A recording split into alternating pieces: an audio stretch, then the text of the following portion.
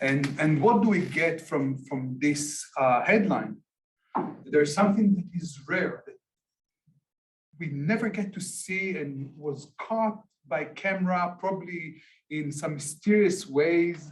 And it shows a wedding in Tehran Synagogue. Now, this is something that I can tell you takes place pretty much every week in Iran. But what is the sensation here? The sensation is that we don't think that there are Jews in Iran today, certainly not those who can practice freely or whatever, in any way that can be caught by the public as something that, after all, Iran is the biggest threat for Israel and Jews. And so the challenge is when we talk about Iran, the challenge is to go beyond the obstacles of seeing everything through the prism of the nuclear threat of the Islamic Republic, of minorities at risk, or whatever. I'll try to cover segments of Iranian history in the 20th century and explain why it's useful to talk about it from a Jewish perspective. I want to start today's talk with World War II in Iran. This is another thing that we don't usually give any significance to that point in the history of World War II, but also in the history of Iran. There are anecdotes that relate to this war. And in 1939, when the war started, the Reza Pahlavi, the Shah of Iran, declared neutrality. He had many reasons to do so. He wasn't a great fan of the British Empire. He had a lot to lose in terms of economic advantages from the relations with Germany. And he declared neutrality just to what once an Israeli prime minister said he wished luck to both sides. And in 1941, after the Nazi invasion to the Soviet Union, Stalin decided that the alliance with Germany is not the most useful for him, and decided to join Britain, and they formed the Anglo-Soviet coalition. And one of the first things was to see that they cannot tolerate the Iranian neutrality anymore. They needed the routes the supply routes from the Persian Gulf to the Caspian Sea. They needed,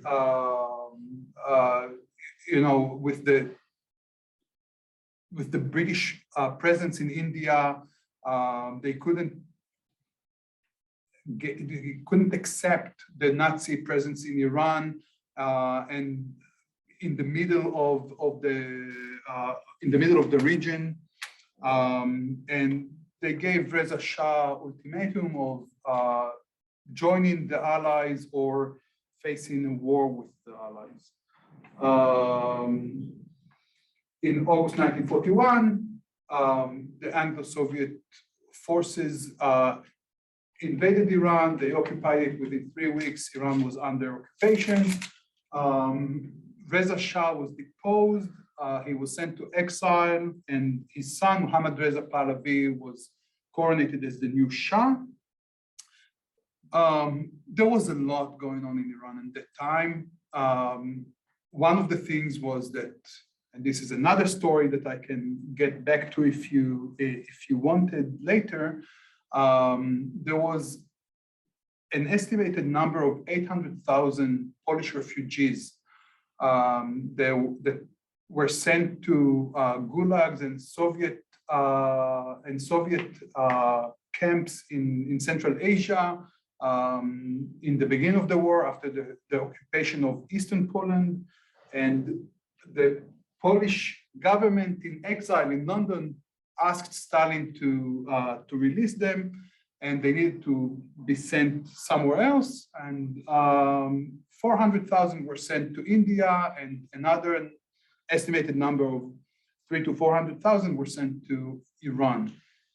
Of them, there were about 25,000 Jews.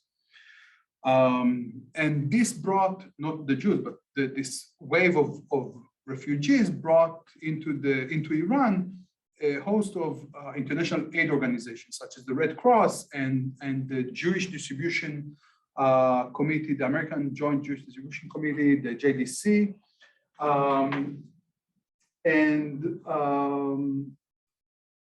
And when the JDC started to work in Iran, they first did not think that they were going to work with Iranian Jews. They came there to work with the Polish Jews. But after a few months, they realized that they're probably going to stay there for a while, and they decided to survey the Jewish population of Iran. And what they found is that there were about 100,000 Jews living in the country. 10% belonged to the country's elites, the financial industrial elites. 10% belonged to the new urban middle class, and 80% were impoverished, low and lower middle classes. They were the invisible part of the Iranian society. They were living the geographical and social periphery of Iran. And interestingly, in 1977, less than 4 decades later, the JDC once again surveyed the community. And they found that still the number was about 100,000 Jews living in the country. 10% still belonged to the country's elites, but now 80% belong to the middle and upper middle classes.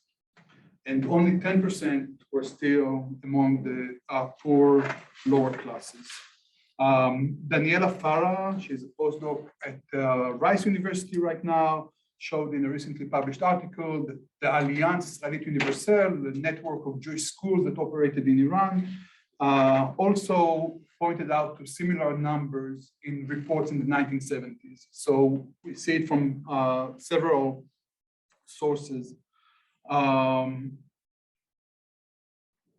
In addition, we see from studies of David Seaton in 1979 that 2 out of 18 members of the Royal Academy of Sciences were Jews, 80 out of 4,000 university professors, 600 out of 10,000 physicians were Jews. So the story of incredible transformation is the one that I want to tell today.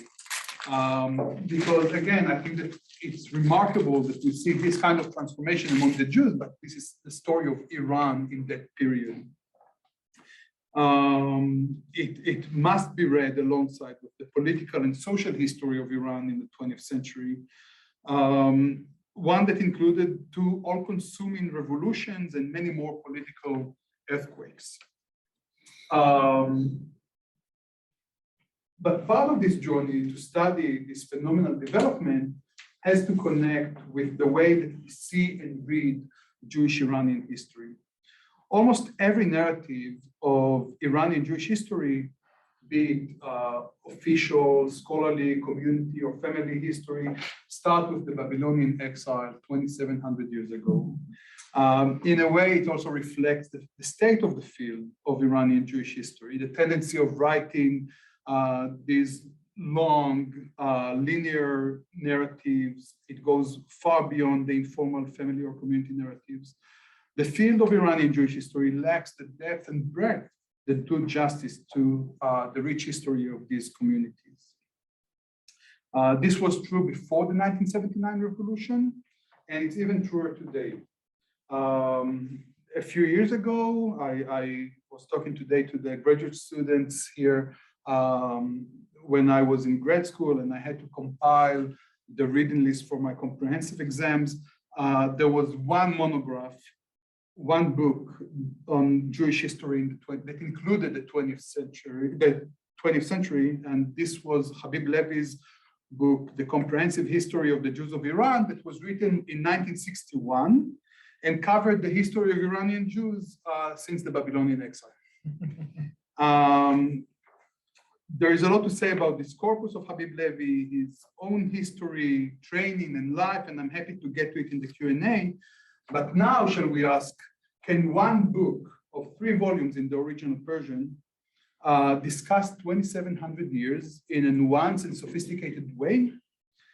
After 1979, with the relocation of the majority of Iranian Jews to the US, we see that the way Iranian Jews talked about their history and wrote their history has changed drastically.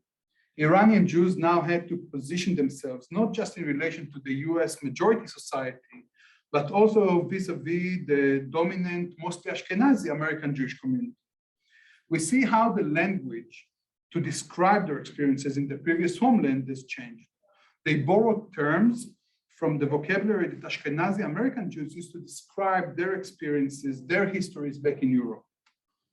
Events of unrest became pogroms, a term that was never used by Iranian Jews back in the day. And the Mahaleh, the Jewish neighborhood, turned into ghetto. Both examples are used when speaking English and not when speaking about it in Persian. The usage of ghetto is not just borrowing a neutral term from different language. Using ghetto in a Jewish context after 1945 creates a world of images that do not necessarily reflect correctly or contextualize Jewish existence in Iran. Just to take from a close enough example to show the difference, Khalat el-Yahud in Cairo remained Khalat el-Yahud in the Jewish writing and writing on Jews in Cairo. Otherwise, it's just translated as the Jewish quarter. I want to show you why is it not, what am I doing wrong?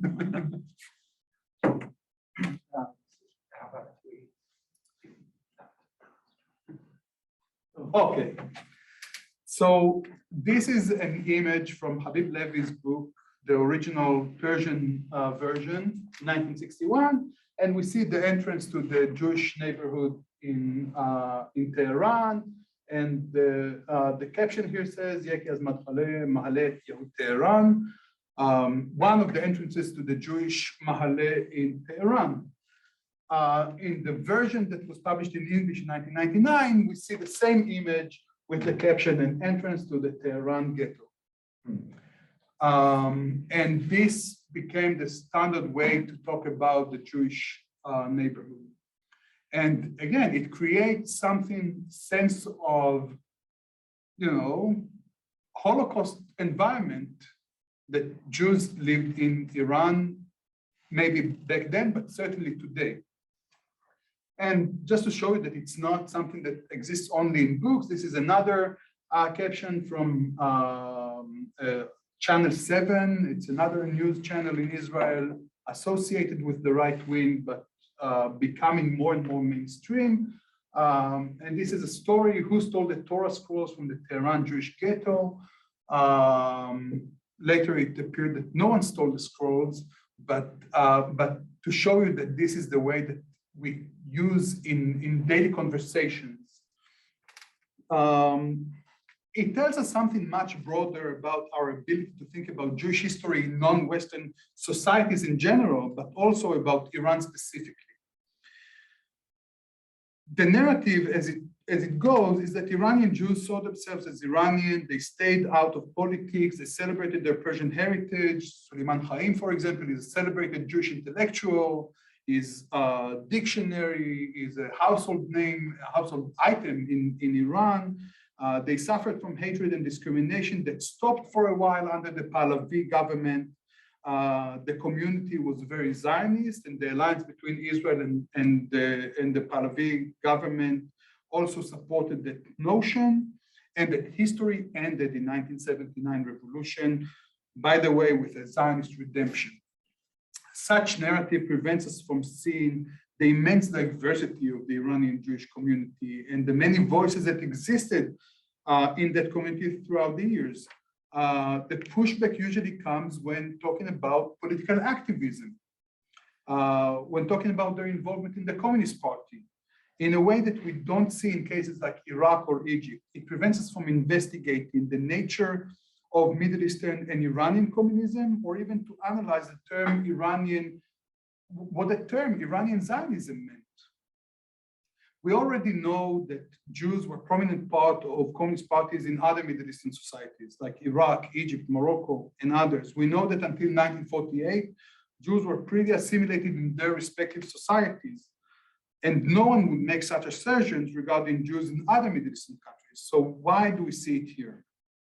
There's a very good visual explanation of that historiographical mold. Meir Gal is a visual artist, an Israeli visual artist. He published this work in 1999. It's called 9 out of 400, the West and the Rest. And what we see here is an Israeli high school history textbook, 400 pages, 9 pages dedicated to the Middle East. Not Middle Eastern Jews, not modern Middle East, the Middle East. So we see how, it shows us how little we care to know about the Middle East. And it's been part of a much larger issue in the Israeli society, 50% of which is of Middle Eastern background. And then I went to see in real numbers how come we have such a shallow understanding of the Jewish-Iranian experience. And that's what I found. I went to the student's best friend, WorldCat, and I searched Jews, Iran, history, 20th century, and I got 31 results. The book of Habib Levy, of course, few more edited volumes, memoirs, VHS, home videos, a couple of dissertations, Judeo-Persian literature, 31 results. I searched 19th century and I got 10 results. 2 of them are actually very good books. And then we see again, edited volume and master thesis. And I went to the broadest possible search, Jews, Iran, history, 309 results. And then I switched the name of the country. Jews, Egypt, history, 20th century, returned 105 results. Not a whole lot, but still 3 times more than Iran. Iraq, 122 results. United States, 1,500. China, I searched it just because I wanted something that would return 0. I didn't know that there was Jewish history of China, and it returned 154 results. And I went to the obvious, Germany, 20th century, and I got 2,794 results. So with such a thin body of scholarship, there's nothing to be surprised at this superficial understanding. Now, I want to provide a quick overview of the history of Zionism in Iran to connect it to the Iranian history. Zionism first came to the fore in Europe as a national movement for the European Jews. In a way, it was a reaction to the European Enlightenment and nationalism. We see the conversation in the Jewish communities regarding Zionism in the 1890s onward, and we see a movement that offered Jews decent existence in a place that wouldn't reject them, as Europe did, or even truer would be to say Eastern Europe.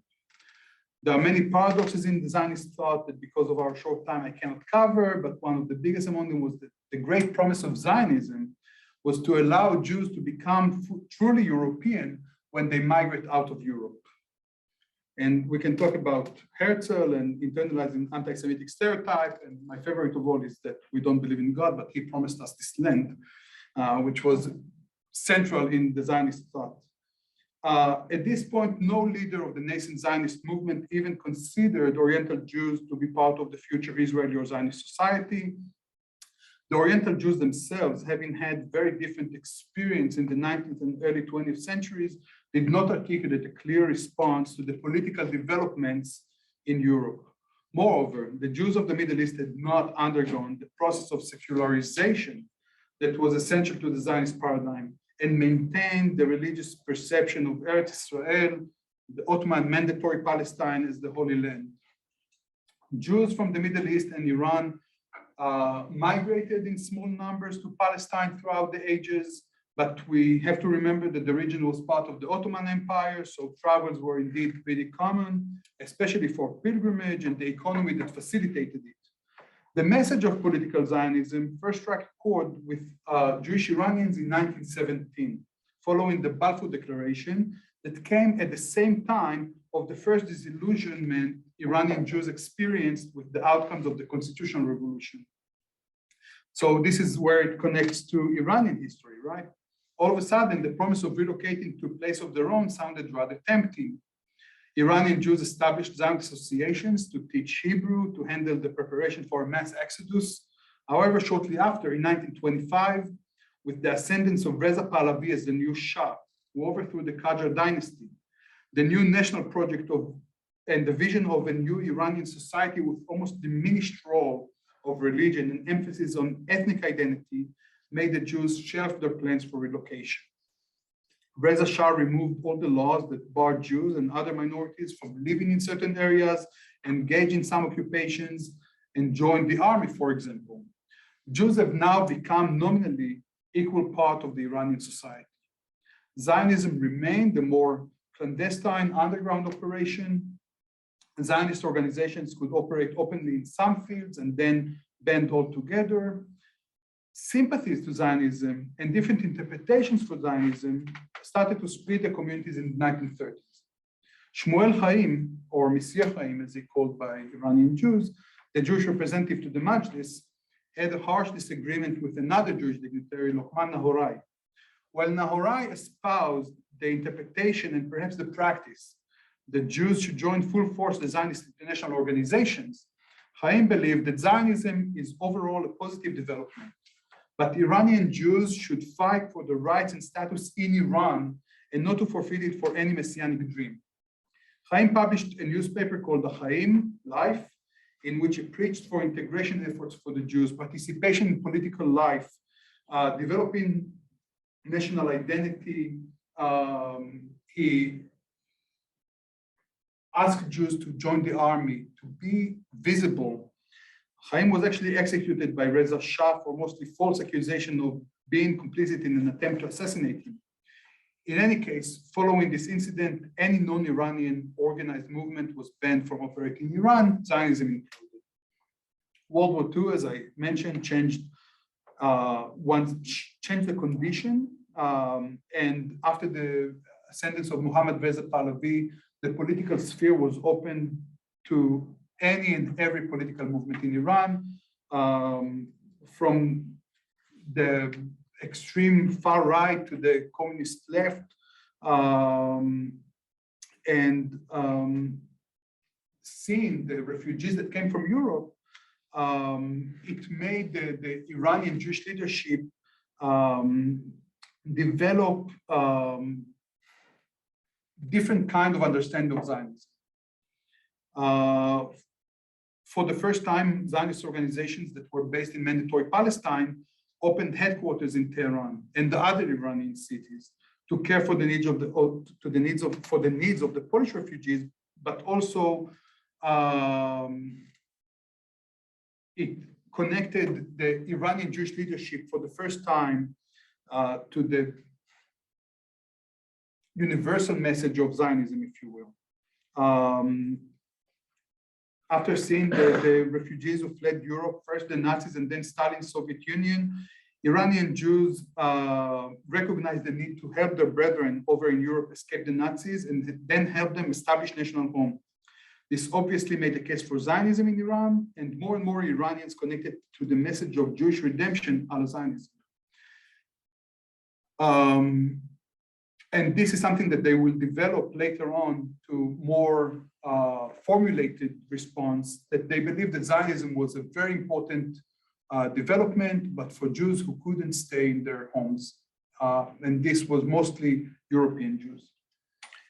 Another thing that happened among Jews is that just like non-Jewish Iranians, they found political home in the newly formed Communist Party. They supported and joined it for many reasons. Communist ideology was not one of the main reasons. The main reason was the Tudeh party being the fiercest opposition to fascist forces in Iran and outside, and the struggle for egalitarian society, something that resonated with Iranian Jews that, broadly speaking, still belong to the lower classes. One interviewee for my research was born in Tehran in the early 1930s and is now residing in North America. At the age of 16, he joined the Tudeh party and remained an active member for more than 3 decades. His political activity landed him in Qasr, the Shah's political prison, half dozen times before he left Iran. And he told me, I knew nothing about Marx or Marxism when I joined the Tudeh. I joined because this was the only place that they didn't call me Juhud, which is a derogatory name for Jews. I learned Marxism in Qasr prison shortly after I joined the party.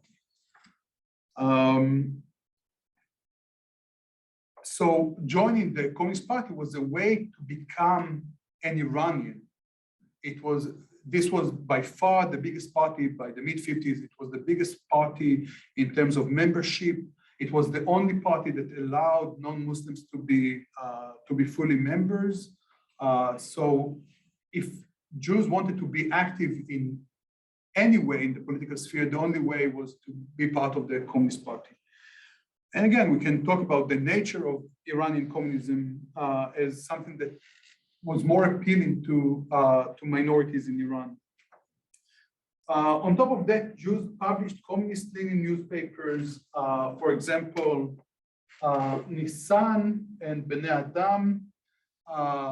These were Jewish publications that were semi-official party newspapers. They tried to connect, to bring the stories of the developments of the Jewish communities of the Iranian cities, of the Iranian working class, to connect the communities from the remote provinces to Tehran. They also brought stories from Jewish communities in the People's Democratic Republics around the world. Some of it, this is, for example, in a Jewish school in Romania, and it shows the Jewish utopia in Romania. I think that today we would call it fake news. But the thing was that the influence of these publications was much greater than, and it went far beyond the boundaries of the Jewish communities, because the official Tudeh publications were periodically banned by the government. And at that point, these newspapers became the mouthpiece for the party's leadership, and they sold thousands of copies around the country, not only to Jewish readers. But it's fascinating to see the national conversation of the readers and the readership from Abadan to Hamadan and other places. So this was a way to attract Jews to the circles of the Tudeh. But we have to remember that mainstream Zionism at the time was a socialist movement. And the socialist elements of the movement were extremely dominant and extremely socialist. At around the same time, in the 1940s and 50s, they established the kibbutzim in Israel. And the kibbutzim were perhaps one of the biggest communist experiments in history. At that point, one could easily feel the sympathies for Zionist project while at the same time being affiliated with the Iranian Communist Party and fighting alongside the Iranian national movement against the Soviets in the north and the British in the south. Indeed, a multi-hyphenated identity such as Iranian nationalist, communist, Zionist was not a rare sight. After the establishment of Israel in 1948, the Zionist movement could no longer be considered a non-state actor, having discovered the terrible loss of the 6 million Jews in the Holocaust, 6 million that would have been the human reservoir in Israel, for Israel, Israel had to find another source to make up for that loss. Again, well, it was not their intention in the first place. In 1948, David Ben-Gurion, Israel's prime minister, ordered to find them among the Mizrahi Jews. In the Muslim Middle East, from Morocco to Yemen, from Morocco to Iran, from Yemen to Turkey, there were about 950,000 Jews. The Israeli goals were to make them immigrate en masse. It worked in some communities for several reasons, but we see that by 1956, most of the communities vanished or shrunk significantly. But in Iran, where the Zionist organizations could operate openly, and the population was very sympathetic to Zionism, the Jews did not consider political Zionism to be their ideal solution. Rather, they were going through a process of urbanization, of becoming an integral part of their homeland society. And this is when we see that in this period, there's mass migration, internal migration from the rural areas of Iran to the big cities, especially Tehran. And Jews were part of this movement to the cities. And global politics helped them ironically make this multi-layered and nuanced identities and loyalties. In the 1950s, Habib Levy, the same Habib Levy that wrote the comprehensive history of Iranian Jews, he wrote a report for the Jewish Agency in Jerusalem, lamenting the loss of the entire generation of young Iranian Jews that preferred leftist Iranian organizations over Zionist ones. To that mix, we can add socialist Zionist political parties, especially from the spectrum of the kibbutzi movement, that sent emissaries to Iran, and they found mutual ground themselves with Iranian socialists and communists.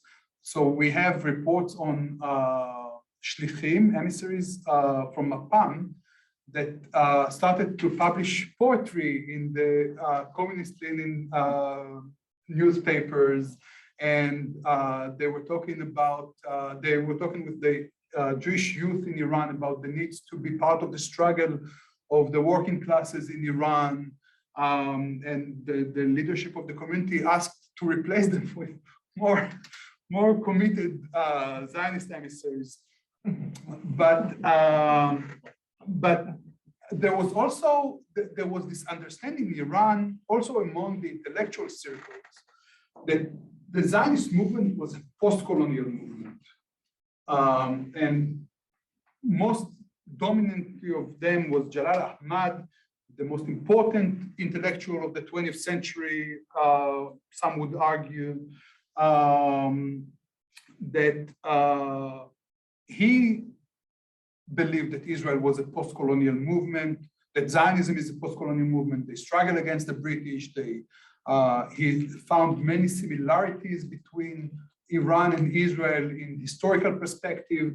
And in 1964, he visited Israel. And I was able to find his writing in the guest book of the kibbutz in which he stayed, Ayal Tashachar. And this is something that I love it. He traveled to Israel with his wife, the novelist Siminda Neshvar, and he wrote, regardless of the hospitality, I saw here people I've never expected to meet, learn people, understanding, open-minded.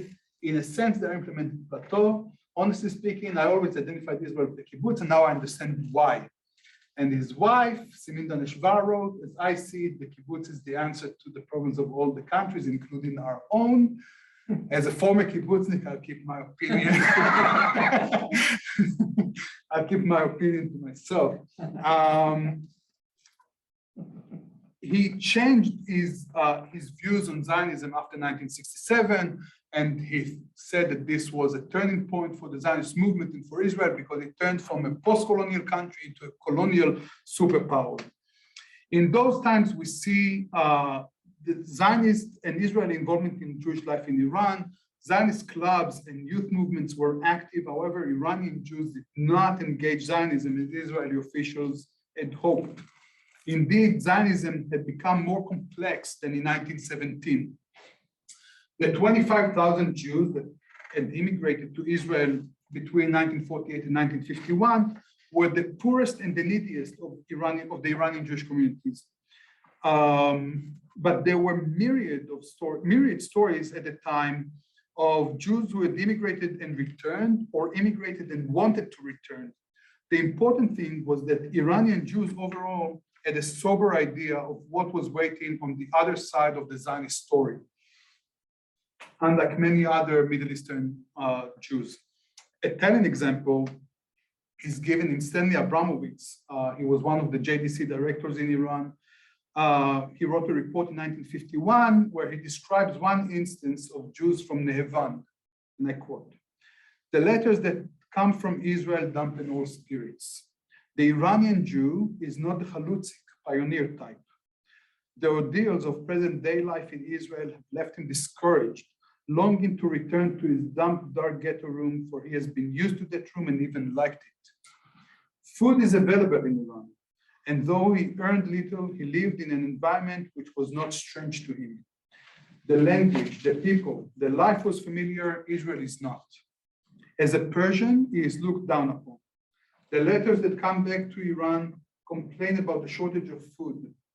Nehevan received a letter and a Torah scroll from their brethren in Israel. The Nehevan Jews in Israel signed their names on the piece of scroll, and in the accompanying letter they wrote that they took an oath by the Torah from which they sent a piece, that their brethren in Nehevan will not come to Israel now, anyway, not until they inform them that the time is more suitable. And Nehevan is a God-forsaken place in the mountains of Loristan, cut off from the outside world. Yet the Landschlight in Israel advised them, adjured them to remain in Nehevan. Another family was advised not to leave for Israel until their son Joseph is married. Joseph is 1 year old.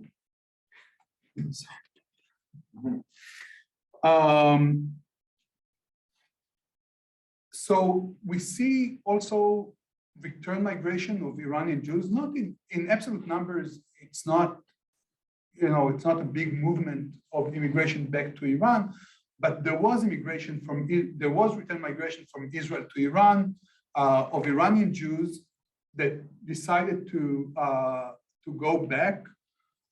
There was movement of Iraqi Jews who had immigrated from Iraq to Israel. They couldn't go back to Iraq, and they decided the second best option is to move to Tehran. And there was indeed a significant community of Iraqi Jews in Tehran. And another form of return migration was that after the formation of relations between Israel and Iran, many Israeli companies that worked in Iran hired Iranian Jews to be their managers in Iran. This was actually a vehicle of upward mobility for many Iranian Jews to now they moved back to the cities, they had good paycheck, they lived in nice neighborhoods, they succeeded to move up the social ladder in Iran by immigrating to Israel and then coming back. And I want to dwell for a minute on the development of religious identity and national identity. And it also connects to the unique context of Zionism in Iran. For example, Elias Eshakian was a teacher and principal of Alliance School in Tehran for over 25 years. And we can see in his memoir a nuanced interpretation for Zionism. He wrote, and I quote, "Iran has been my homeland, Vatan, and Jerusalem has been the source of my belief in God and my Qibla."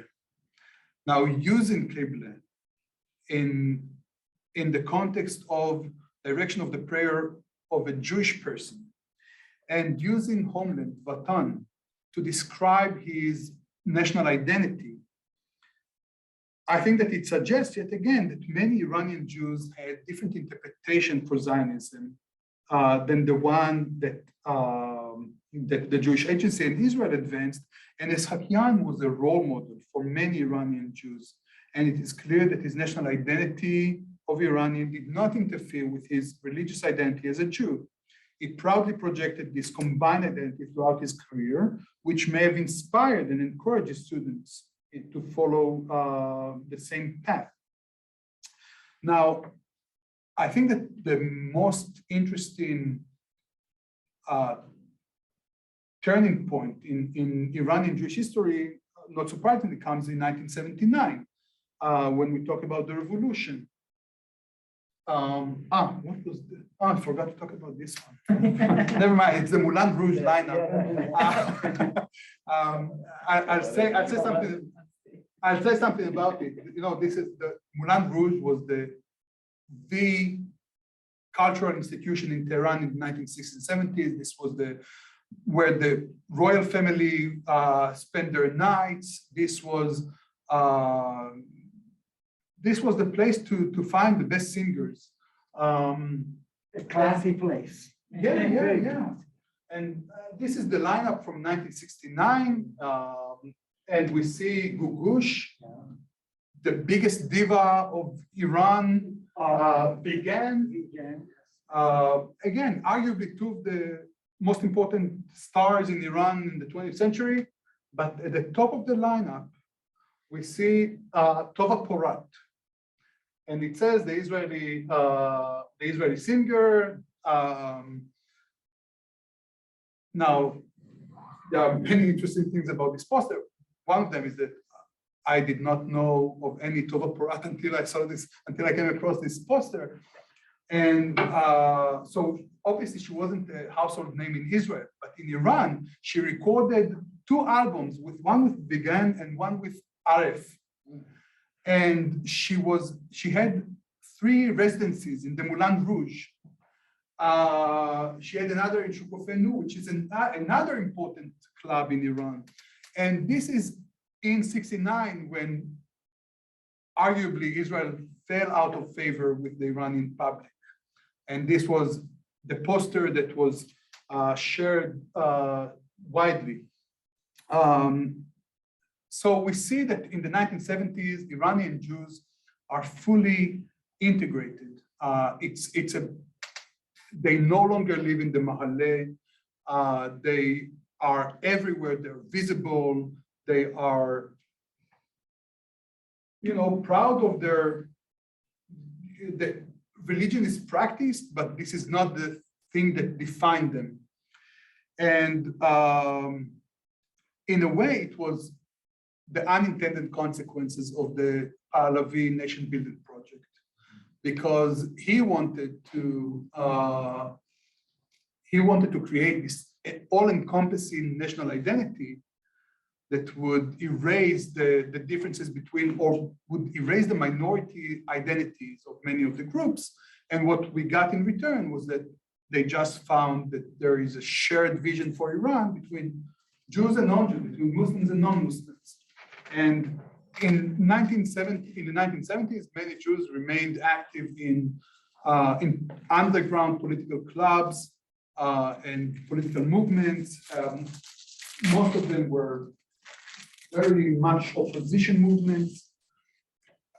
In 1978, March 1978, 9 months before the Shah left Iran, the Jewish community held elections to the leadership of the community, and a revolutionary group called the Association of Jewish Iranian Intellectuals won the elections.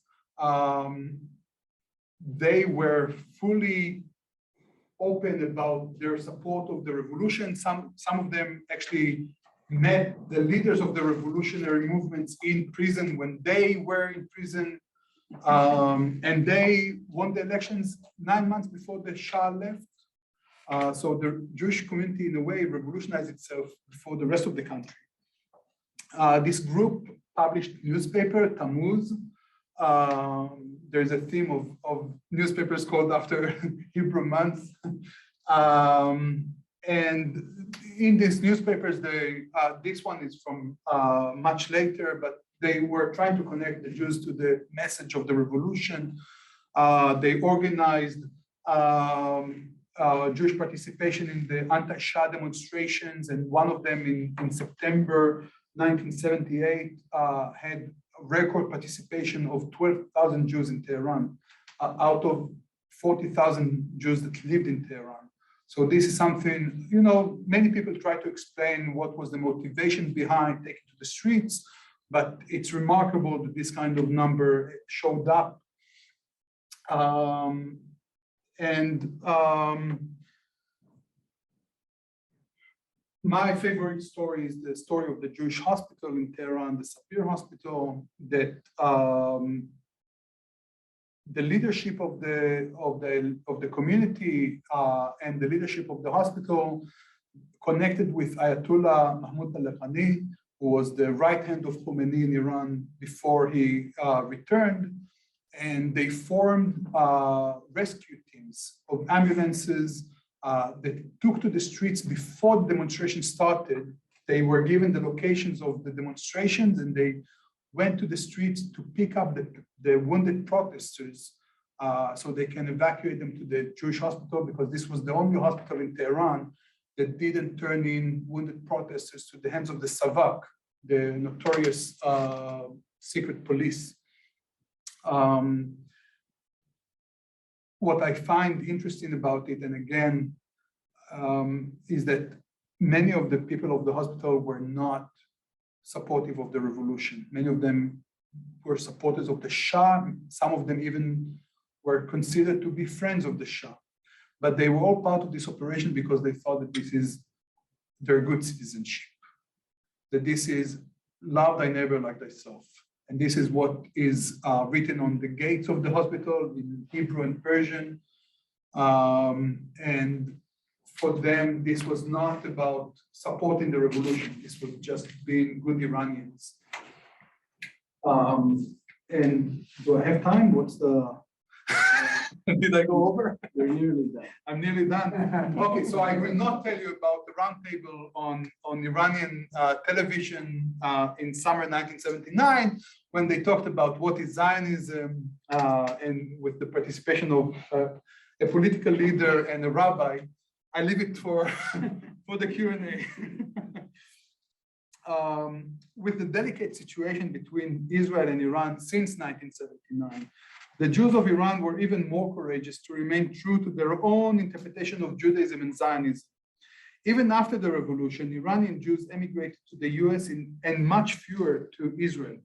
About 25 to 30% of the Jewish community chose to stay in Iran. They still recognize the right of Israel to exist. They are interested in the going-ons in Israel. They visit Israel, and many of them have relatives there. Even when speaking in public, in the press or the parliament, they say that the most deplorable thing about Israel is not its existence, but its refusal to become part of the Middle East, to make peace with its neighbors and other issues concerning the ethnic tensions in Israel. I would like to end with a short excerpt from one of my favorite memoirs on the Jewish-Iranian experience in the 1970s. It was written by Roya Hakakyan, an Iranian-American Jewish writer. It's called Journey from the Land of No, and it's also very timely because it's about Passover Seder in Tehran in 1977. We're going to celebrate the Seder in a few days. And I quote, "Naturally, it caused an uproar at the Seder when Father asked Uncle Adi to read the Halachma. Everyone burst into laughter before he even began. He obeyed and read, but not without a touch of subversion, a bit of mischief. This is the bread of affliction, some affliction that our forefathers ate in the land of Egypt. This year we are slaves. May this slavery never end. This year here, next year at home in Israel. Pardon me for not packing. The family dreamed of the land of milk and honey, but wanted to wake up in Tehran. After reciting the Halachma, Uncle Adi asked, so Hakakyan, are your bags packed or the flight to Jerusalem postponed for another year? Father smiled and waved him away, assuming his question had been meant in jest, but Uncle Adi, without the slightest hint at humor, pressed on. Really, Hakakyan, why say it? Why not leave it at love thy neighbor like thyself and call off the rest? At this point, I should end, and I'm happy to take questions. Thank you very much.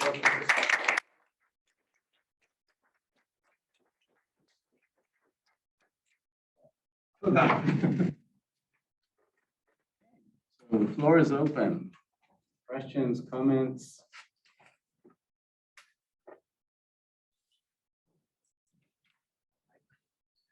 Go ahead, Jamil.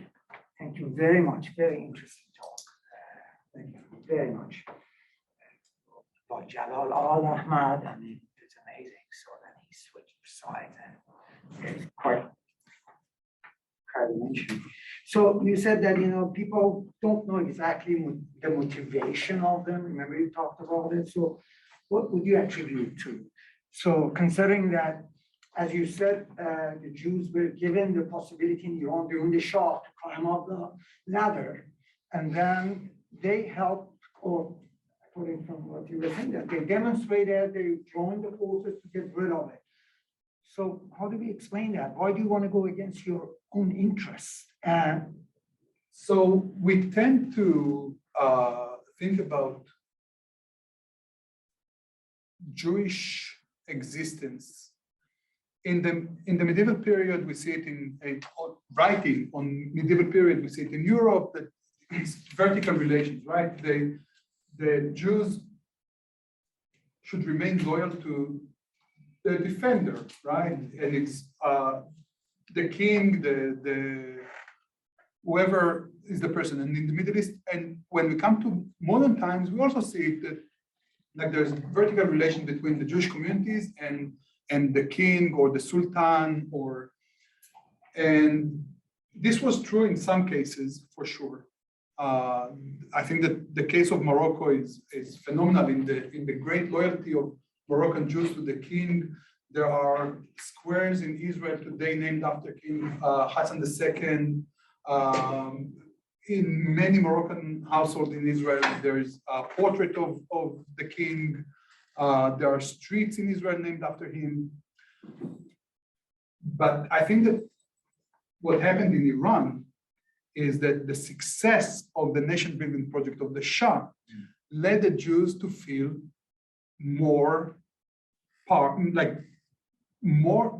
greater sense of belonging to the Iranian society than to the Shah. And it's not that they were ungrateful. Many of them, as I said, many of them felt great sense of gratitude to the Shah. But they also listened to their friends in the university campuses, in the bazaar, in the theater, in all the other places that they were part of. And Yedidia Shofet was the chief rabbi of Iran for many, many years before the revolution, and he was a personal friend of the Shah. He came to see the Shah in late 1978. And he told him, I love you. I wish you could stay forever, but it's time for you to go. You stretched even those who loved him acknowledged the dictatorship. And Jews, even though they rewrite it today, and now they revise that history, Jews were subject to political harassment as well in Iran. Roya Hakakian, this book is phenomenal because it's the first memoir of Jewish Iranians that acknowledges the price of having the savak in your life as a Jew, which is something that Iranian Jews did not get the savak into their writing. As if it's something that happened only to Muslims. And this is when they want to rewrite the relationship as, they owe more to the Shah. It's inconvenient to remind that the savak was a silent partner in your life. So when they took to the street, it wasn't to spite the Shah. It was to be part of the Iranian society, which, in the generation earlier, it was joining the Tudeh to be part of the public. In 1979, it was taken to the street to be part of the public. Also, I'll say that there is version that I heard more than once, that in late 1978, especially after summer 1978, it was clear that the revolution is going to happen, that the Shah, there's no way that the Shah can survive it. And then it was also a political calculation of making sure that the revolutionaries remember that we were there. This is, again, these are two versions of what made them take to the street in 1978. because it was the whole society was involved. Yeah. Whether you were religious or politically active, because dictatorship was a major obstacle, and they wanted to have, democracy, freedom. So that was, they said, we want to be part of it. Exactly. That's my opinion. Thank you. Thank you for that lovely presentation and the documentary evidence as well. I've never seen the Jalal Ahmad. Nobody. No, I have to get a copy of that because that's quite the heretical record that you could attach to this record. But actually, he jumps as a kind of an example of what is really counterintuitive in this story. As I think you're absolutely right that basically the best way to understand this picture is to look at it as a consequence of the 1963 White Revolution policies, which had all these unintended consequences for the Shah. It was a very successful nation-building project, but its success is what ultimately sets up the next regime. Right. But then what that kind of, I think, sets up for me as a puzzle here is the extent to which it seems like the Jewish community was also in Iran completely clueless about Khomeini. Khomeini was agitating against 63 reforms. That's when his profile starts to take off. And political Islam begins to kind of very slowly, and Jalal Ahmad becomes an ideologue of that movement before Khomeini even gets there. And so what explains that? Was there no worries? Are you finding that there is no worries about Khomeini? Khomeini is seen as I think that it's in line with what many in the revolutionary movement thought, that Khomeini will come back to Iran, he will get some kind of ceremonial position, he will be back in his mosque and qom. And no, I think that many assume that he has no desire to be the de facto leader of the country. And it's certainly not what the leftist Jews in Iran thought. And this was the Tudeh party, they believe that this is going to be an Iranian utopian republic, that removing the Shah will open all the possibilities to build something completely new that relies on the history of Iran, the Iranian civilization, and that everyone, including all the minorities, will be part of it. They will be part of this new Iranian society. And, even going into the first years of the revolution, there was still this sense of we can make it happen, even though Khomeini assumed. Look, when they formed in March 1979, the Constitution Drafting Committee, a Jewish lawyer was one of the members of the committee. And they talked about, and you see how you read the protocols, especially the earlier ones, and you see that they still don't get it, that the direction is going to be an Islamic Republic.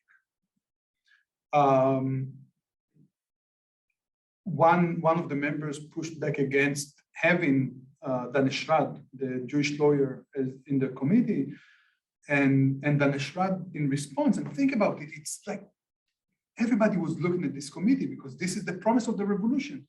And Dan Eshrad told him, I belong to Iran more than you. I'm here since 2,700 years ago. And to think about the courage to say, in the midst of the revolutionary moment,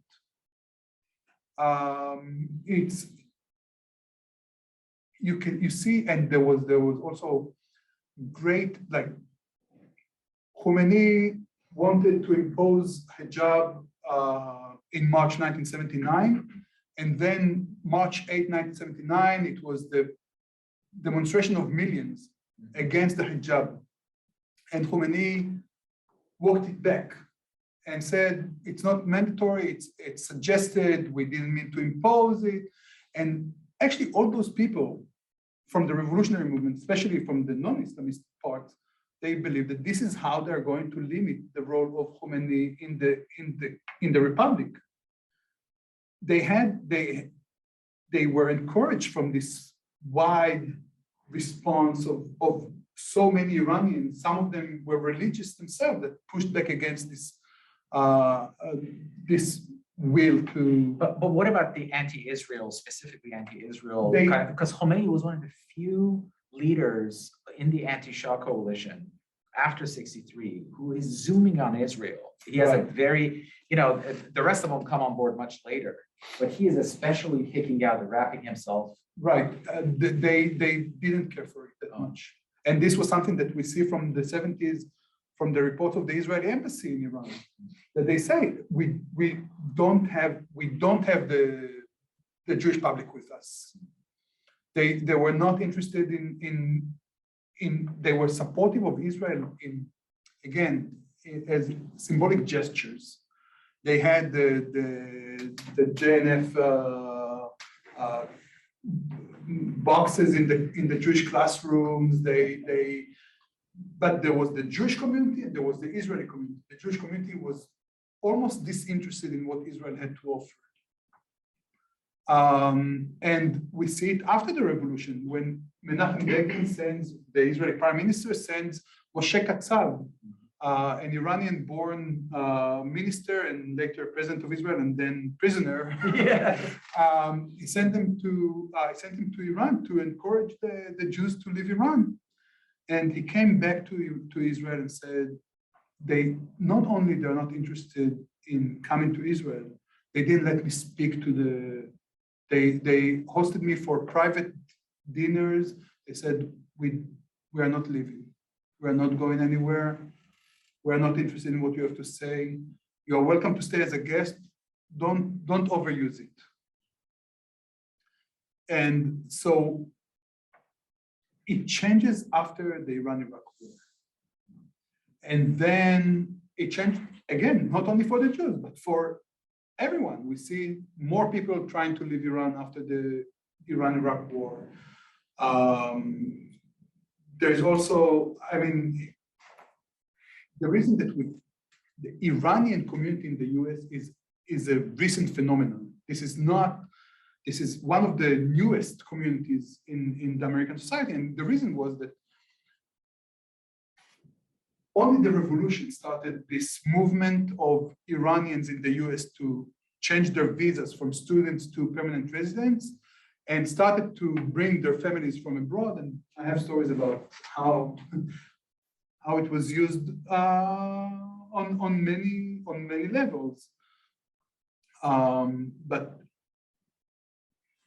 very few believed that Khomeini is going to, eventually be the de facto ruler. I just wanted to say first, I wanted to apologize for coming in late. I was teaching, and so I came in as soon as I was finished teaching.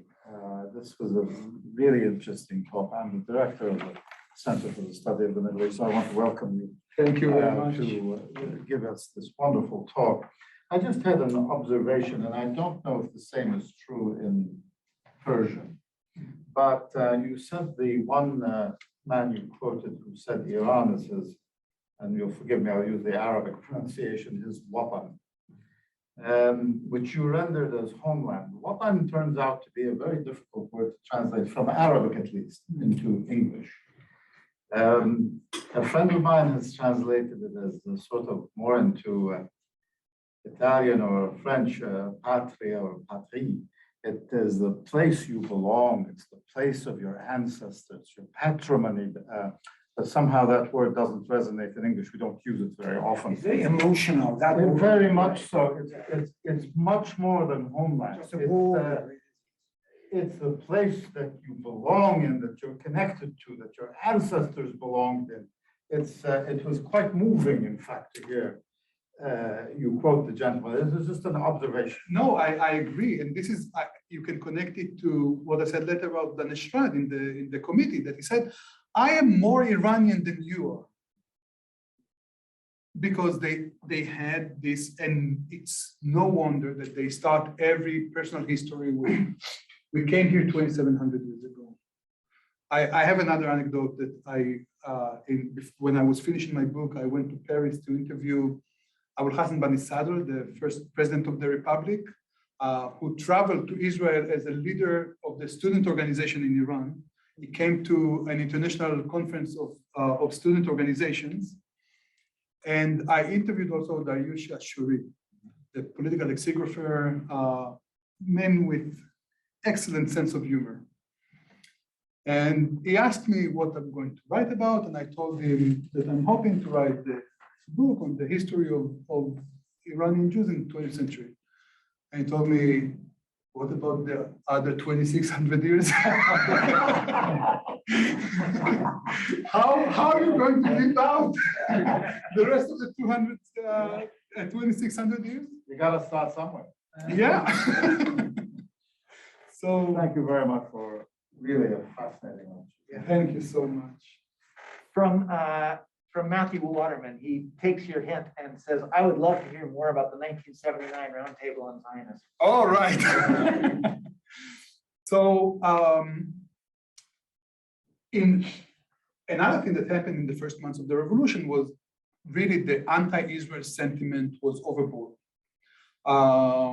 It was the first foreign leader that came to Iran after the revolution was Yasser Arafat.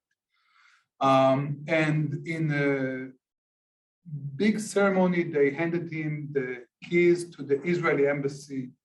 And it became the PLO, the Palestinian embassy, until today. They changed the name of the street from Kach to Philistine. And there was this confusion about who is Zionist, who is a Jew, what is the difference between them? And it became a matter of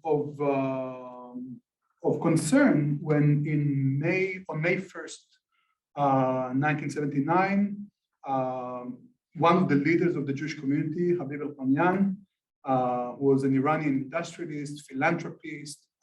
He actually was abroad during the revolution and came back to Iran because he wanted to make sure that he can care for the Jewish community, for his thousands of non-Jewish workers. He wanted to make sure that everything runs smoothly, and he was arrested for spying for Israel and befriending God's enemies.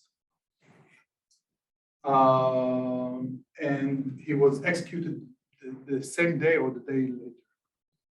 And this was a very shocking development for the Iranian Jews, that the delegation of the leadership traveled the next day to Qom to meet with Khomeini. And they asked him pretty straightforwardly, should we be concerned about what was going on here? Because al-Qamyan was definitely not an Israeli spy.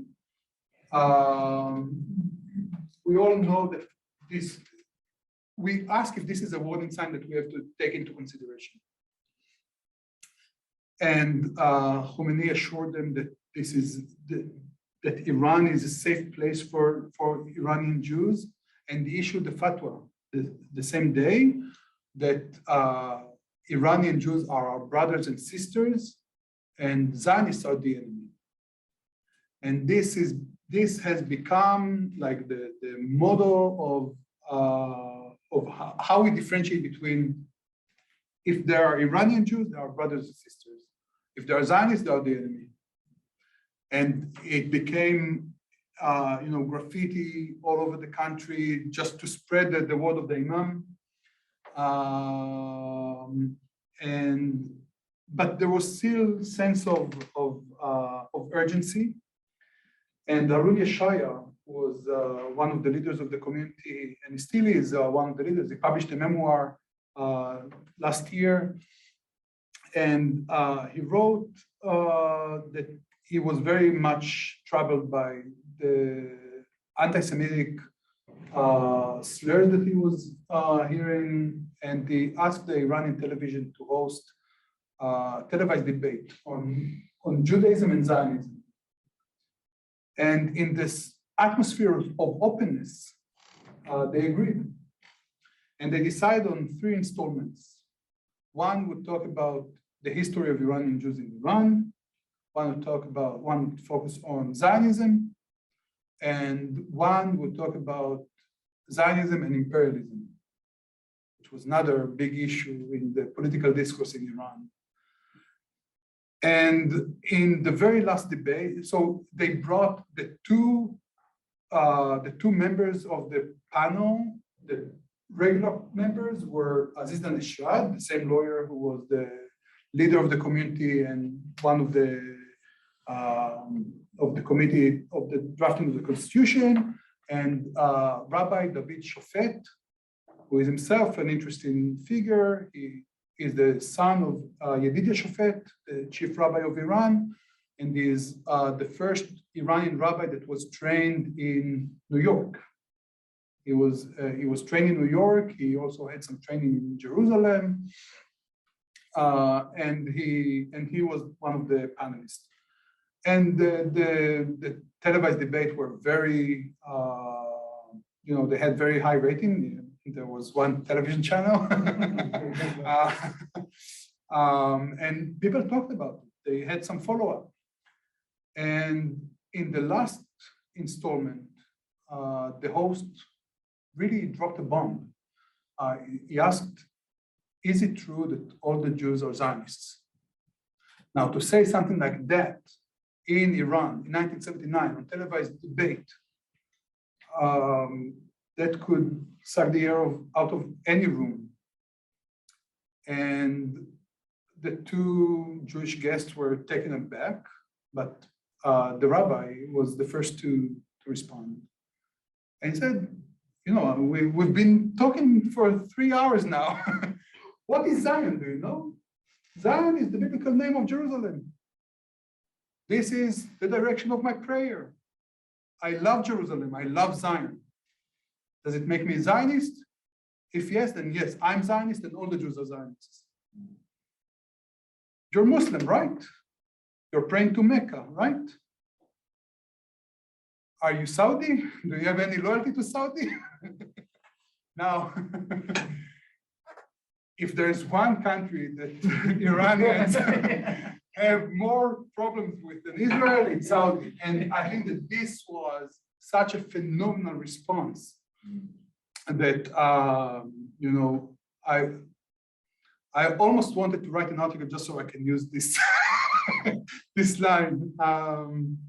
But this is something that I think shows, first of all, the boundaries of the political debate in 1979 that went broader and farther than most of us remember or assume.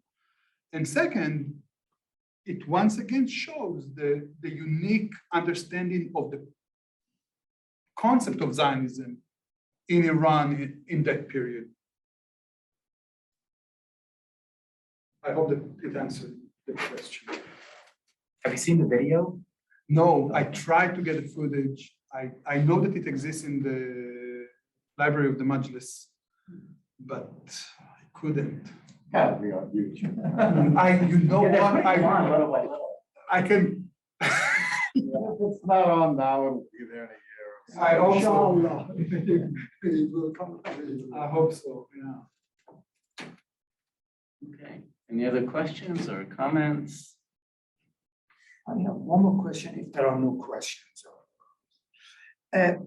It seems to me from your talk, and I happen to have many heritage speakers of Iran, Jewish from Iran, and I asked them, in this situation, do you have families there? They still have very families. He said some of them, they came, some of them refused to come out, and they have good jobs, they have no problems. So that was quite interesting for me. So they felt safe, so then they couldn't leave it. I'm comparing Iran with other Middle Eastern societies. It seems to me that they feel a little bit more secure at home in Iran. I might be wrong. Look, there are a few objective measures to see how true it all is, right? First of all, they are still there. They can travel, they can live. They choose to remain there. It doesn't mean that life is good. They are in Iran. It's complicated. Yes. The place where I interviewed most of my Iranian Jewish subjects was in Israel when they came for weddings or bar mitzvahs or family visits. And they come, and by the way, it's very interesting to hear their observation on our lifestyle. And they travel and they go back because it's, for many of them, especially for the older generation, it's impossible for them to imagine living in other places, but they take advantage of the relatively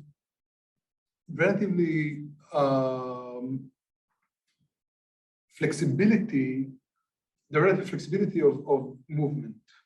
So a couple of months ago, a friend of mine told me that her family came from Iran to get vaccines. So they traveled, they made a trip from Iran just to get 2 shots of Pfizer. And again, it's many people, and this is, I'll go back to the first slide that I showed. Many people imagine Jewish life in Iran today in the same way that we imagine Jews in Soviet Union, behind the Iron Wall, right?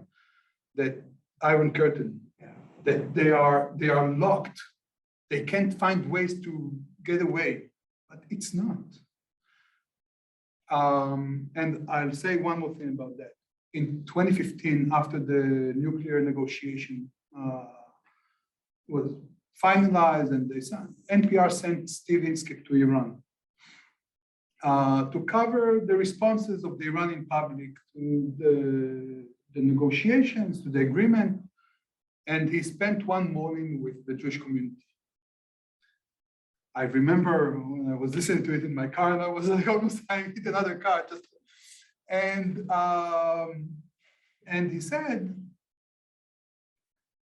he went to Yusufabad Synagogue in Iran, in Tehran, which is a beautiful synagogue. It has another fascinating history. The sons of the builder are now developers in Oklahoma City. Yeah.